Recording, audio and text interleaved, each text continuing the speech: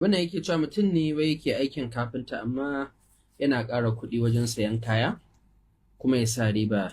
Wai bai san ba kyau ba sai da ya ji wa'azi, so yanzu ya daina. To ya zai yi wai da waɗancan kuɗaɗen da ya cici na mutane?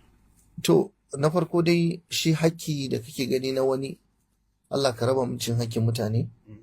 Duk wanda ya ci haƙƙin wani fa sai ya maida masa. Ko da bayan ya tuba daga baya, tubanka shine ka maida haƙƙin wanda ka ci. Kamar yadda mai Ahlari ya yi bayani a cikin littafinsa, Allah ya masa rahama da sauran malamai.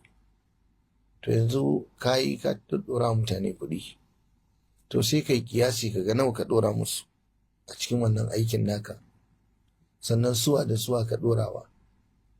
Sai ka je ka kiyasta, wani na ɗora mai 5,000 ka biya shi, wani na ɗora mai 10,000 ka biya shi, wani na ɗora mai 3,000 ka biya shi, wani na ɗora mai 1,000 kaza ka biya shi, ka je ka yi. Idan ba za ka iya tunawa ba, ka buga lissafin adadin kuɗin, ka cire su daga cikin kuɗinka dan haram ne ka ci. Sai ka je ka zuba su a wani masallaci ka ce Allah ga waɗannan kuɗaɗe, hakki ne na ƴan uwana da na ci ba da yardar su ba, Allah ka maida musu. Sai ka ba da su sadaka, ka je ka ci gaba da addu'a da roƙon Allah, Allah ya kare ka. Daga nan nake